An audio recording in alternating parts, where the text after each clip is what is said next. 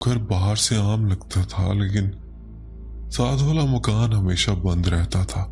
लोग उसके बारे में ज्यादा बात नहीं करते थे। एक दिन तेज आंधी चल रही थी।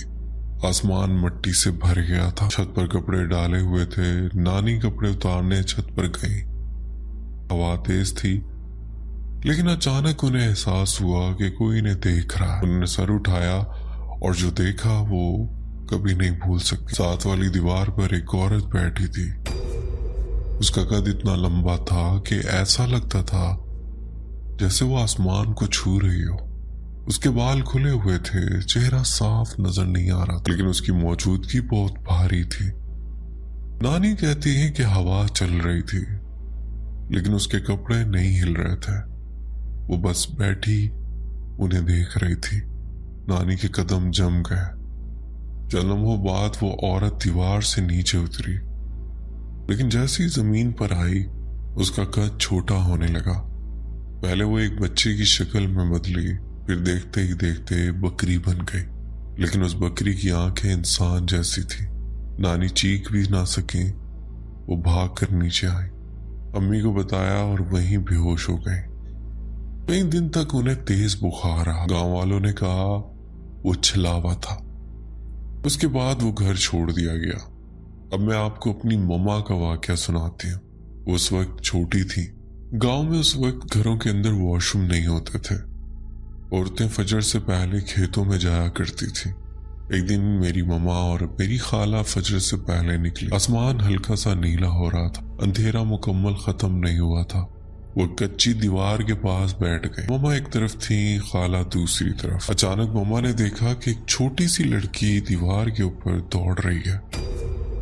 पहले मम्मा को लगा शायद कोई कजन है, लेकिन जब उन्होंने गौर से देखा वो लड़की बहुत ज्यादा काले रंग की थी। बाल घुंघरियाले, आंखें गैर मामूली बड़ी, और वो दीवार के ऊपर ऐसे दौड़ रही थी जैसे जमीन हो। मम्मा के जिस्म में कपकपी दौड़ गई। मम्मा जल्दी जल्दी फारिग होकर भागने लगी। खाला को कुछ नजर नहीं आया था। वो आवाज देती रही, क्या हुआ, क्यों भाग रही हो? लेकिन मम्मा के पीछे वो लड़की भी थी। कदमों की आवाज नहीं, लेकिन मौजूदगी वाज़ेह थी। जब मम्मा घर के अंदर दाखिल हुई, वो लड़की दरवाजे के बाहर रुक गई, अंदर नहीं आई। घर में उनके चचा नमाज पढ़ रहे थे। उन्होंने मम्मा को कांपते देखा। जब सारा वाकया बताया गया तो उन्होंने कुछ पढ़कर दम किया और उसी लम्हे वो लड़की गायब हो गई। लेकिन मम्मा कहती थी उसके बाद काफी अरसे तक उन्हें महसूस होता था कि कोई उनके साथ चल रहा। ये वही मौलवी याकूब था जिसने मेरी नानी का दम किया था। कुछ अरसे बाद उसका इंतकाल हो गया, लेकिन उसकी मौत भी अजीब थी। लोग कहते हैं कि उसके जिस्म से अजीब आवाजें आ रही। जब गुस्ल देने लगे तो लोग डर गए। अगले दिन उसके बेटे ने देखा कि कब्र में एक बड़ा सुराख था। मिट्टी डलवाई गई, लेकिन वो सुराख दोबारा बन गया। आखिरकार उसकी बेटियों ने कब्रिस्तान जाना छोड़ दिया। ये सब मैं बचपन से सुनती आई हूँ। मुझे लगता था ये सब कहानियां हैं, लेकिन जब मेरी अपनी जिंदगी में वो सब शुरू हुआ तो मुझे लगा शायद इत्तेफाक नहीं था। अब मैं आपको अपनी बड़ी खाला का वाकया सुनाती हूँ। ये सब कुछ मेरी आंखों के सामने तो नहीं हुआ, लेकिन मैंने ये सब अपने घर वालों से सुना और उसके असरात अपनी आंखों से देखे। मेरी खाला की शादी सिर्फ 18 साल की उम्र में हो गई थी। वो बहुत खूबसूरत थी, नरम मिजाज और हर बात पर बर्दाश्त कर लेने वाली। उनके शौहर लाहौर में एक बड़े ओहदे पर थे। बाहर की दुनिया में इज्जत, मकाम सब कुछ था, लेकिन घर के अंदर का माहौल मुख्तलिफ था। मेरी खाला की सास दरअसल उनकी पुप्पो थी। घर में 3 नंदे थीं और एक ही भाई, यानी मेरी खाला के शौहर। शुरू में सब ठीक था, लेकिन आहिस्ता आहिस्ता माहौल बदलने लगा।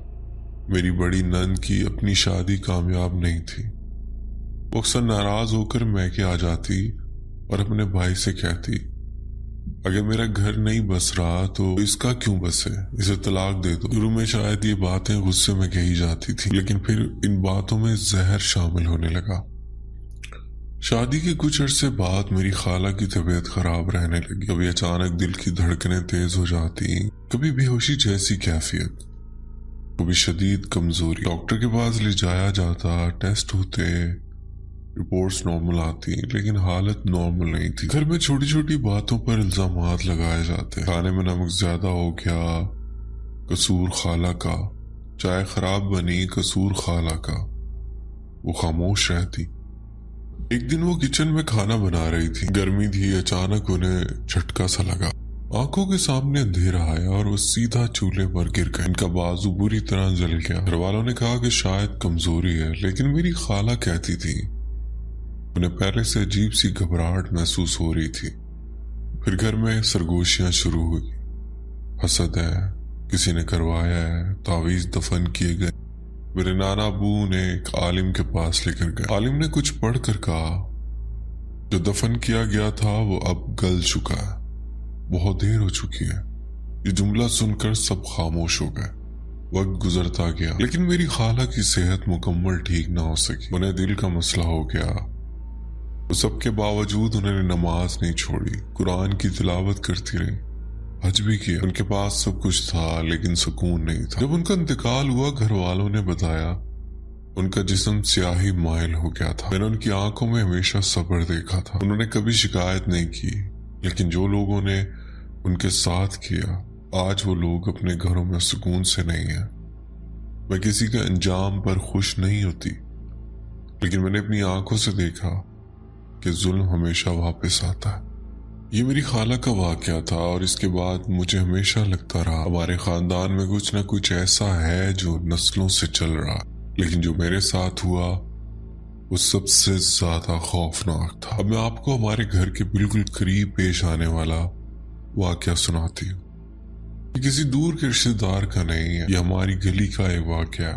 मैं उस वक्त छोटी थी, लेकिन ये वाकया इतना मशहूर हुआ कि पूरी गली में इसकी बातें होती थी। हमारे घर के पास एक कब्रिस्तान है, और उस कब्रिस्तान के अंदर एक दरबार भी है।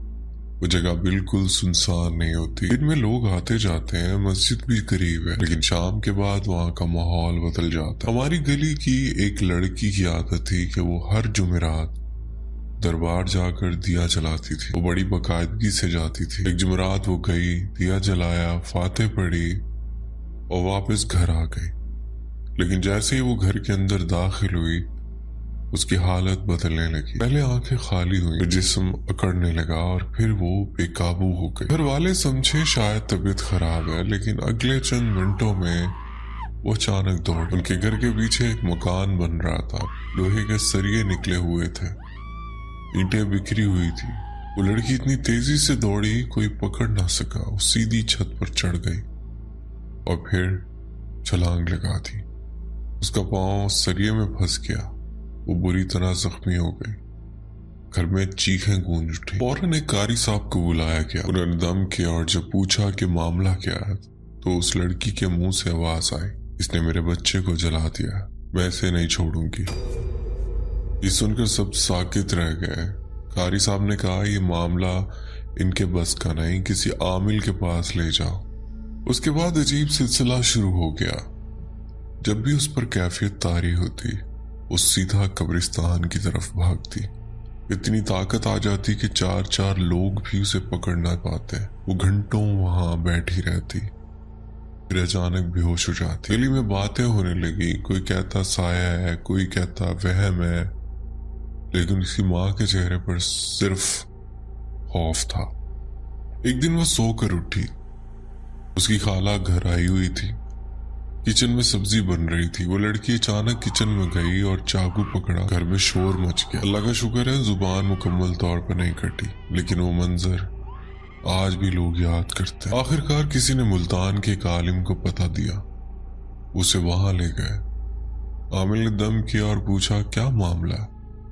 जो जवाब आया वो यही था, मैं अपने बच्चों के साथ दरबार आई थी, इसने दिया जलाया, मेरा बच्चा जल गया, मैं इसे नहीं छोड़ूंगा। आमिल ने तावीज दिया और कहा, इसकी जल्दी शादी कर दो और तावीज कभी न उतारना, लेकिन साथ ये भी कहा यह औलाद पैदा नहीं करेगी। जल्दी में इसकी शादी कर दी गई, लेकिन शादी की रात तावीज उसके गले से उतर गया और वही कैफियत दोबारा। उसने अपने शौहर को नुकसान पहुंचाया, तलाक हो गई। वो वापस माँ के घर आ गई। उसकी खाला का बेटा उसे पसंद करता था, उसे सब कुछ मालूम था, फिर भी पीछे नहीं हटा। कराची से एक आमिर लाया गया, मुश्किल से इजाजत ली गई, शर्त दोबारा रखी गई